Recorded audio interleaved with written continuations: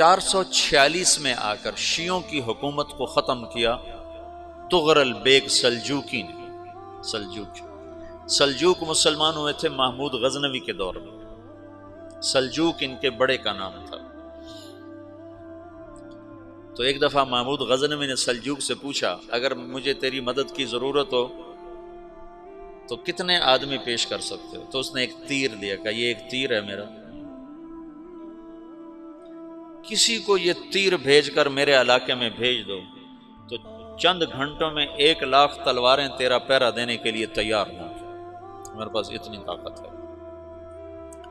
تو یہ سلجوق کی نسل میں تھا طغرل بیگ۔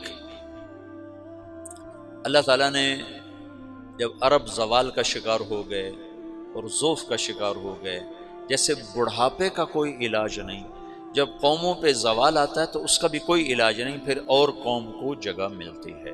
جیسے بڑھاپا ایک فرد پہ آتا ہے، ایسے بڑھاپا قوم پہ آتا ہے۔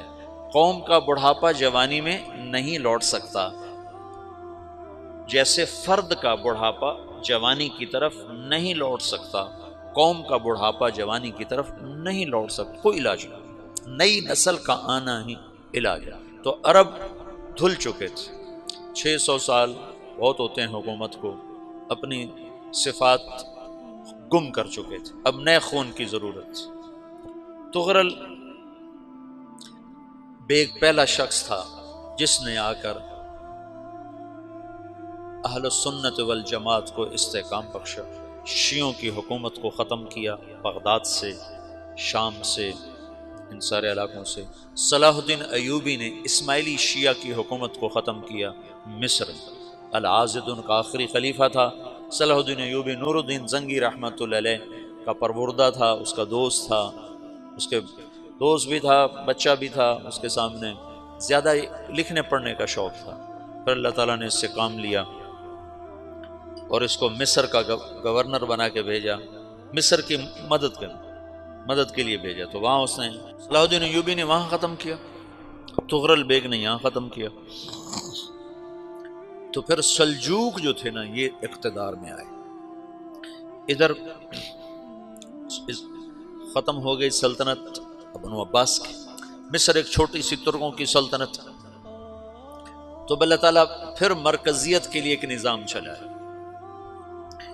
دو لشکر آپس میں لڑ رہے ہیں ایک میدان میں، ایک جنگلی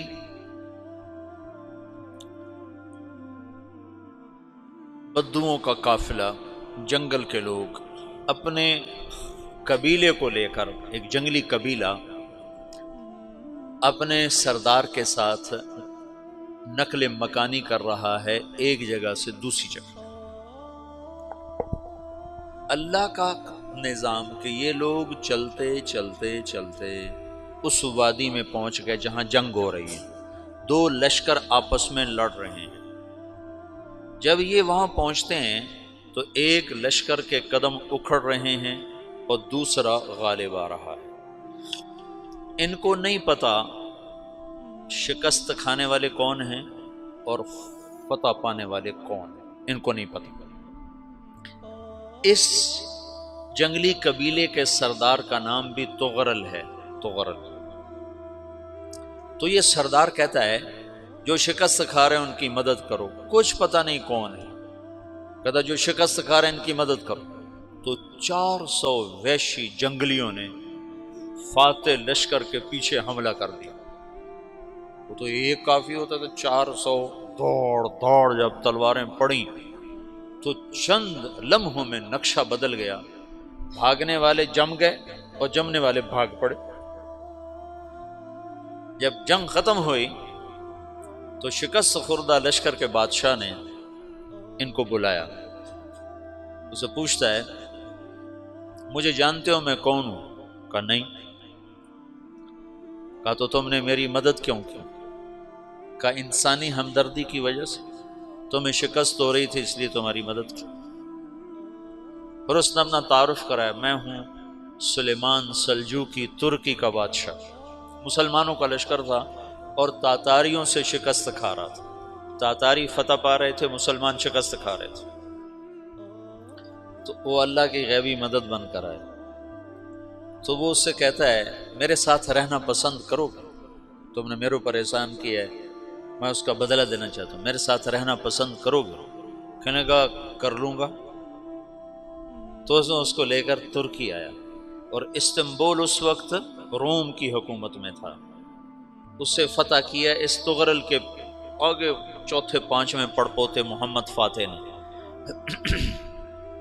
تو یہ استنبول ہے، یہ ترکی ہے، بیچ میں ایک چھوٹا سمندر ہے، یہاں ایک جاگیر ہے۔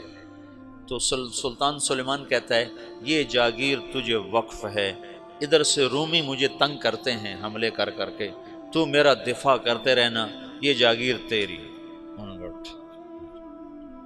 اس جاگیر پہ اس نے اپنے قافلے کو آباد کر دیا، اپنے قبیلے کو، اور ایک چھوٹی سی حکومت بنا لی، جو ایک صوبہ سمجھو سلمان سلجوقی کا، وہ ایک چھوٹا سا صوبہ ہے۔ وہاں جب یہ رہ پڑا تو پھر یہ ایک شیخ کے بیت ہوتا ہے، وہاں شیخ طریقت ہے، ان کے یہ بیت ہونے جاتا ہے، وہ اس کو رات اپنے پاس ٹھہراتا ہے، تو ایک کمرے میں ان کو ان کا خادم ٹھہراتا ہے۔ یہ جب کمرے میں جاتا ہے تو سامنے دیوار میں تاکچے پر قرآن پڑا ہوا ہے، تو یہ تغرل بیگ کہتا ہے یہ کیا ہے، یہ کیا ہے؟ تو وہ خادم کہتا ہے یہ کتاب اللہ ہے، قرآن ہے۔ اچھا، وہ اس کو وہاں چھوڑ کے باہر چلا جاتا ہے۔ وہ دیہاتی آدمی، جنگل کا رہنے والا، پہلی دفعہ زندگی میں قرآن دیکھا، وہ کہتا ہے یہ قرآن ہے، اللہ کی کتاب ہے، میں اللہ کی کتاب کے سامنے سو جاؤں، کتنی بے ادبی ہے۔ تو اس نے ایسے قرآن اٹھایا اور سر پہ رکھ لیا اور کھڑا ہو گیا، ساری رات قرآن سر پہ رکھ کے کھڑا رہا۔ رات کے پچھلے پہر اس کو خواب آیا، کھڑے کھڑے اس نے دیکھا کہ اس کی پشت سے ایک چاند نکلا اور شیخ کی بیٹی کے سینے میں جا کے اتر گیا۔ پھر اس لڑکی کے سینے سے ایک درخت نکلا جو پھیلتے پھیلتے پھیلتے 3 بر اعظم پہ چھا گیا، افریقہ پر، یورپ پر، ایشیا پر۔ پھر اس کی آنکھ کھل گئی، وہ کھڑا ہوا ہے، تو اس نے صبح یہ خواب اپنے شیخ کو سنایا، تو انہوں نے اپنی بیٹی اس کے نکاح میں دے دی۔ اس بیٹی سے ایک بچہ پیدا ہوا، تغرل بیگ نے اس کا نام رکھا عثمان، عثمانی ترک نام سنا ہوا، جو میں نے کل بتایا تھا کہ 1924 میں وہ خلافت ختم ہوئی۔ تو ایک بیٹا پیدا ہوا عثمان۔